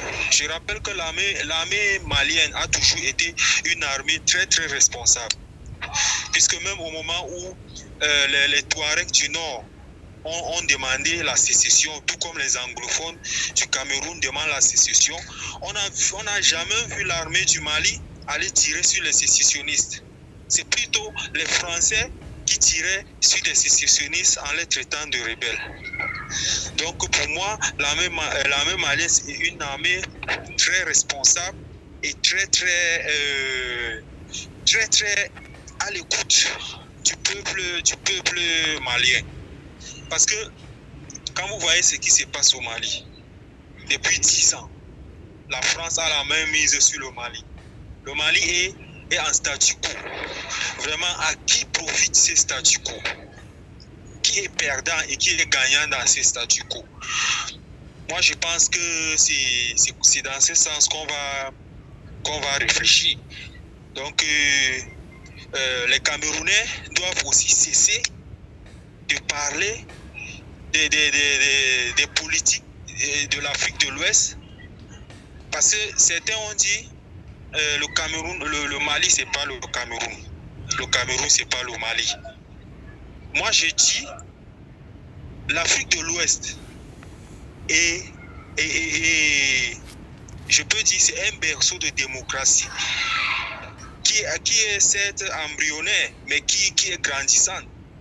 Parce que dans aucun pays en Afrique de l'Ouest, un président a fait 15 ans. Nous avons le Niger. Bientôt, je sais que Mamadou Issoufou va chercher à modifier la constitution. Il y a aussi la Guinée. Non, Mamadou Issoufou a reprécisé qu'il n'est pas candidat. D'ailleurs, il a mis en prison au Niger des gens de son parti qui venaient chanter ses louanges pour qu'il se représente. Sauf s'il nous fait un volte-face. Mais je pense qu'il est parti là. Il est partant. Enfin, allez-y. Oui, moi je pense que il va se présenter. Il va se présenter. Mais tel que je connais l'Afrique de l'Ouest, ils ne sont pas comme les Camerounais. Moi, je vous le dis. Tu détournes l'argent, tu construis des immeubles, tu achètes les avions, tu envoies tes enfants aller gaspiller l'argent avec les prostituées en Europe. Les Nigériens te regardent, ou les Maliens, non, ils ne peuvent pas accepter. Parce que j'entends des Camerounais dire que s'il y avait un président comme Paul Biya, là-bas, il devait les mater. Moi, je dis non. Que ceux qui écoutent sachent que les Maliens qui voient au Cameroun là, qui vendent le pain, le pain chocolat, ils lavent les habits, ils repassent là. Ils sont plus libres que les Camerounais qui portent des vestes, cravates et passent le temps à raconter des longues phrases en gros mots. La liberté, non. Moi, je vous dis, c'est l'Afrique de l'Ouest que vous voyez. Les Niger qui viennent au Cameroun, ils font les toc-toc, ils cognent les chaussures, ils coulent les chaussures. Moi, je vous dis, c'est des pays où je suis passé, c'est les gens qui sont très libres, certes pas très développés, mais ils sont, leur pays leur appartient. Non, non, attendez, attendez, Oui. petit bémol. Je vais rafraîchir la mémoire des Camerounais qui sont un peu parfois zélés. Je ne sais pas d'où vient leur zèle. Bamako dépasse Yaoundé au moins 4 fois. Bamako est plus je dis Bamako est plus propre que Yaoundé, est plus grand et plus beau. Yaoundé a au moins Bamako au moins 4 échangeurs. Bamako a des autoroutes. Bamako est très bien construit. Attention. Voilà, mais si vous le dites à un Camerounais, il va nier. Puisque moi, j'ai vu Bamako, un pays qui n'a pas de port, un pays qui n'a pas 9 mois ou 8 mois de saison. Il faut que les Camerounais soient un peu moins zélés. Il faut qu'ils voyagent un peu et soient un peu humbles sur ce point-là. Voilà. Le Mali, Bamako est plus propre, Bamako est plus grand que Yaoundé et toutes les... Il y a plus de routes. Et Bamako a plus de routes que Yaoundé. Mais si je le dis à un... J'ai eu à le dire à certains Camerounais, ils ont refusé. Mais moi, je vous le dis. Pour un pays qui n'a pas de mer, qui n'a pas de port, qui n'a pas 9 mois de saison pluvieuse comme le Cameroun, et qui ne connaît pas... Le but de ce direct n'est même pas de faire une comparaison. Hein. Finissez votre analyse et puis on avance. Ok, mon cher. Il y a des gens qui veulent prendre l'antenne. D'accord, donc c'est tout ce que moi je voulais dire, qu'il ne faut pas que les gens commencent à dire que... parce que je vois même certains sardinats qui félicitent l'acte Non, il n'y a pas ce genre de mots, il n'y a pas ce genre de mots dans mes directs. Non, c'est pas une insulte, je voulais plutôt dire des Camerounais, s'il faut dire, voilà. qui félicitent l'acte qui félicitent l'acte de l'armée. Hein? Mais paradoxalement, ils sont en train de féliciter aussi l'armée camerounaise qui refuse de se ranger derrière le peuple qui protège Paul Biya. Donc moi, je ne comprends pas. Les Camerounais, franchement, parfois, ils vont me rendre même fou. Parce que je n'arrive pas à le comprendre. Ma conclusion, c'est que voilà un exemple d'une armée qui a protégé le peuple, contrairement à une armée camerounaise qui protège plutôt Paul Biya et ses intérêts. Merci beaucoup. Ben là, vous voulez... C'est-à-dire, ça, c'est pas un direct facile. Hein? Ben, écoutez, l'armée au Cameroun, jusqu'ici, est républicaine. Hein? Bon, après, il ne faut pas qu'on mélange toutes les situations. La situation au Mali n'est pas la même situation actuellement qu'au Cameroun. Il faut savoir faire la part de choses. L'armée camerounaise, est-ce qu'elle est républicaine ou pas? C'est pas à moi de juger, mais je pense qu'on a, au Cameroun, vous avez une armée quand même qui défend le territoire. Voilà, donc c'est ça une armée patriotique. Maintenant, il peut avoir, si le rêve de certains Camerounais, c'est qu'on bascule dans un scénario à la malienne, c'est ça qui est peut-être compliqué et peut-être c'est pas aussi facile que ça parce que la donne au Cameroun n'est pas si simple. Il y a beaucoup d'intrications. Au Cameroun, une armée ne pourra même jamais parler d'une seule voix. Vous avez vu comment l'armée... Et ça va être dur pour avoir un leadership dans l'armée. Un leadership parce que l'armée a été volontairement segmentée. Les Israéliens ont pris une partie de l'armée par le Bir dans votre pays là-bas et ce petit groupuscule a 2/3 du budget de l'armée et ça crée des déséquilibres et des frustrations. Allô, bonjour. Je veux participer à la direct de M. Matambissa. Oui, c'est votre direct, allez-y, présentez-vous et puis on avance.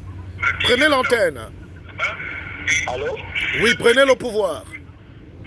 Je ne comprends pas, c'est vous qui décrochez. Baissez votre volume là-bas. D'accord. Oui, mais baissez le volume et parlez. Vous êtes à l'antenne. D'accord, d'accord. Bonjour le guide. Bonsoir le guide, bonsoir. Bonsoir à vous, chers frères, et bonsoir à l'Afrique. Oui, donc juste pour intervenir. Ah, d'accord, d'accord. Là, c'est bon? Oui, allez-y, allez-y.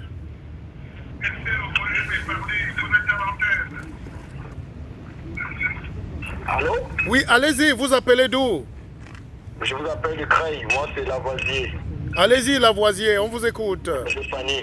Bon, juste pour cotiser un peu, parce que quand les gens fait la comparaison, il n'y a pas de comparaison parce que l'armée camerounaise et l'armée du Mali, c'est pas la même idéologie. Vous voyez? Oui. Allô? Oui, vous êtes à l'antenne, allez-y. Parce que le président Biya, lui, il est un visionnaire. Il avait vu tout ça venir. C'est pour ça qu'il a créé le BI. Le BI, c'est son armée à lui. Donc vous ne pouvez pas demander, par exemple, au BI d'être contre son patron. Donc c'est pour ça qu'il faut, pour moi, comme l'autre personne avait intervenu, il faut diversifier les options. Il ne faut pas être focalisé seulement à un système qui a mis plus de 30 ans, qu'on peut venir avec un coup d'État ou quoi que ce soit. Parce que quand vous regardez notre président, c'est quelqu'un qui est très, très, très, très intelligent. Il est en avance. C'est pour ça que lui, il a vu tout ça venir. Lui, il a créé le BI. Parce que le BI, c'est son bataillon à lui. Un BI ne peut pas... Un BI est comme quand un BI est envoyé à l'ordre du président. Lui, il ne peut pas faire le contraire. Donc, c'est un peu ça. Donc, parfois, il ne faut pas qu'on regarde. Il faut regarder d'où nous sortons. Qu'est-ce qu'on peut faire? Il faut que les options ne soient pas une seule manière. Donc, déjà, coup de temps, machin, pour manifester. On peut bon manifester, mais les gens ont même essayé de manifester. Qu'est-ce que ça peut donner? Qu'est-ce que ça a changé? Donc, il faut de l'intelligence, il faut d'autres manières. Il ne faut pas juste être focalisé sur la violence, à vouloir comparer, parce qu'on a vu ça, ces machins en Mali, mais ce n'est pas la même... c'est pas le même pays, c'est pas la même culture, c'est pas la même mentalité, c'est pas la même personne. On a fait aussi à un visionnaire, quelqu'un qui a vu tout ça venir, quoi. Donc, c'est un peu ça. Donc ça, c'est moi, juste un sommet d'alarme pour ceux qui sont en train de penser que peut-être ça, c'est une opportunité aussi, ça peut marcher à 100% au Cameroun. Non, non, non, non, non. Ça peut pas. Alors, ben, pour le Cameroun, vous dites que tout va bien, c'est ça? Non, tout ne va pas bien, on n'est pas d'accord. Moi, je dis juste on ne peut pas facilement basculer le système du Cameroun comme ça s'est fait tout à l'heure au Mali. C'est impossible parce que l'armée, il y a des bataillons qui sont des bataillons du président Biya. Donc on ne peut pas aller au jour du lendemain parce que les BI ne sont pas comme d'autres militaires maliens. Les BI c'est comme une force spéciale pour le président de la République. Donc, et si vous regardez la façon naître le BI, ça veut dire tout ce qui se passe actuellement au Mali, le président Biya a vu tout ça venir. Donc quand on a fait à un visionnaire, quand on a fait à quelqu'un qui va de loin, il faut diversifier les options. You don't just have to focalize on the same option. That is my point. Donc Okay. c'est un peu ça. Thanks for calling, my dear Lavoisier. Ok, you're welcome. Ok. Alors, c'est intéressant. Il faut savoir que personne... Waouh. Ben dis donc, je suis assez... On est débordé par des... Mais on ne pourra pas... On ne pourra pas avoir tout le monde là.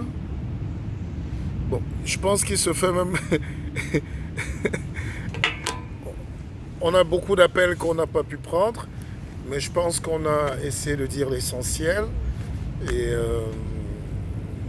nous sommes là, nous sommes présents. Dès aujourd'hui, nous, et vous le savez, depuis des années, nous prenons la parole, nous vous donnons la parole. Et je suis fier d'écouter cette génération africaine qu'on ne voit pas. vous qui parlez, vous qui êtes connectés là, on ne vous écoute pas, vous ne vous exprimez pas. Nous, on a souvent la chance d'être appelés même dans les plateaux télé des Européens et de tout ça là-bas, mais c'est très court, le temps qu'ils nous donnent, on n'existe pas. Donc grâce aux réseaux sociaux et aux médias qu'on est en train de mettre en place, on est en train de prendre la parole, de dire nous-mêmes, de laisser les gens s'exprimer pour bâtir une conscience politique. La conscience politique se crée. La situation au Mali est un exemple pour nous dire que l'Afrique ne sera plus jamais pareille et que partout la jeunesse africaine va se sentir piétinée dans ses droits, elle va réagir. Même si la communauté internationale analyse après, c'est les analystes, mais sur place, les gens font ce qui est nécessaire pour se sentir restaurés dans leur dignité. Tout ce qu'on demande, c'est avoir la dignité, avoir le respect. Donc, je suis très fier d'avoir mené ce débat. Je suis le guide, le Mpépé, Martial Bissog. Et bon, décidément, on ne partira pas de sitôt. Allô? Allô? Mais il y a quelqu'un qui essaye d'intervenir. Allô? Oui, allô? Oui, bonsoir. Oui, bonsoir. Oui, vous êtes Vous à m'entendez? l'antenne. Oui? Oui, moi c'est Willy. Oui, bonsoir, Je Willy. vous suis quelquefois sur Facebook. Oui, bonsoir. Vous Oui, abordez un sujet qui m'intéresse et j'aimerais contribuer, j'aimerais participer. allez-y. Oui, donc je pense que l'actualité, en fait, c'est sur ce qui se passe, ce qu'il y a pour au Mali, je pense, sur le coup d'État d'hier. Oui, oui, on est parti sur la situation du Mali pour regarder tout ce qui se passe en Afrique. L'Afrique, c'est notre maison. Alors, moi, je pense que. Alors, mon avis, peut-être, ne va pas arranger certains. Enfin, ma contribution, ce que j'ai dit n'arrangera pas certains. C'est de dire, c'est quoi, en fait? C'est que. Attendez, avant de continuer, j'aimerais vous dire, sans vous couper, que même si vous dites un avis contraire, je me battrai absolument pour que votre avis soit écouté et respecté. Absolument. Très bien, merci. Allez-y. Très bien, merci. Très bien, merci. Donc aujourd'hui, on est à près de 60 années d'indépendance pour certains pays en Afrique francophone et anglophone. D'accord. Je me pencherai plus sur le cas de l'Afrique francophone qui aujourd'hui en fait connaît de sérieux problèmes de développement, tant économiques, culturels que sociaux. D'accord. Alors aujourd'hui, après 60 années d'indépendance, si encore en train de chercher à mettre des chefs d'État nationalistes à la tête de nos États, si on est encore en train de chercher à ce qu'on ait des États forts, des États puissants, si on est encore en train de chercher à ce que les populations à assurer la sécurité des populations, si on est encore en train de chercher à assurer à ce que les gens puissent se soigner, puissent aller à l'école, puissent manger, d'accord, les minimums vitaux en Afrique francophone. Si on est encore en train de chercher tout cela, moi je me dis après 60 années que la solution est simple. La solution aurait été simple, pardon. La solution aurait été simple. C'est-à-dire quoi? C'est-à-dire que pendant les indépendances, à cette époque-là, on avait trois choix. Et quand il fallait signer les accords d'indépendance, on avait trois choix. Si mes souvenirs sont bons, c'est que le premier, c'était de rester dans les colonies françaises. Le deuxième, c'était d'appartenir à la communauté française, être le département d'outre-mer. Et le troisième, c'était donc les colonies. Allô, vous m'entendez? Oui, vous êtes en direct. Vous êtes suivi par des millions de téléspectateurs africains et européens. Oui. Allez-y. Donc la première option, c'était, j'ai dit tout à l'heure, c'était française, communauté française, une colonie française, ou la troisième, indépendance, autonomie. D'accord? Il y avait ces trois possibilités-là. Alors la majeure partie des États africains francophones ont opté pour l'indépendance. Je crois qu'il n'y a qu'un seul, je crois que c'était Mali Sékou Touré qui avait opté pour la communauté, qui avait refusé la communauté, pardon, et ça lui a coûté ce que ça lui a coûté. D'accord? Donc moi je pense que, ça c'est mon point de vue, et je le défendrai devant quiconque, je pense qu'on aurait dû, en Afrique francophone, rester dans la communauté. On aurait dû rester dans la communauté, être des départements outre-mer, à l'image de la Martinique, de la Guadeloupe, de la Guyane, etc. C'est vrai, c'est pas le paradis là-bas, mais je pense que on aurait eu le minimum vital en Afrique francophone. Parce que si aujourd'hui on meurt encore parce qu'on passe soigner dans les hôpitaux, si aujourd'hui on est encore en train de chercher ce qu'on va manger, en train de chercher ce qu'on va boire, de l'eau potable, on n'en a pas. Si on est encore en train de chercher à avoir une sécurité sociale, espérer une sécurité sociale en 2020, si on est encore en train de faire des coups d'État en Afrique, je pense qu'on est en train de courir dans le sac, on a perdu énormément de temps. D'accord? Est-ce qu'on mérite vraiment le combat qu'a porté nos leaders indépendantistes dans les années 60? Est-ce qu'on mérite vraiment, on mérite vraiment ce qu'ils ont fait jusqu'ici? Je pense que non.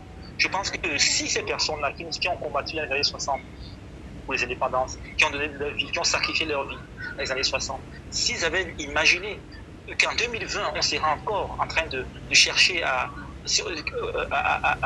avoir le minimum vital, je pense qu'eux ne se seraient pas engagés. Ils ne se seraient pas engagés dans ce combat-là. Parce que pour moi, je pense que c'est trop long. C'est trop long. L'Afrique ne mérite pas ça. L'Afrique ne mérite pas ce qui lui arrive aujourd'hui, les coups d'État qui n'en finissent pas depuis les années 60. Je suis désolé de le dire. Nous sommes africains. On sait que les problèmes, pour moi, les problèmes de l'Afrique, c'est nous-mêmes. C'est pas ils sont des Blancs. Ils ont le pas de responsabilité des Français, les Européens, ils ont pas. Mais c'est d'abord nous. C'est d'abord nous. Qu'est-ce qu'on veut pour l'Afrique? Le coup d'État au Mali va apporter quoi? Je suis désolé, rien. Ça n'apportera rien.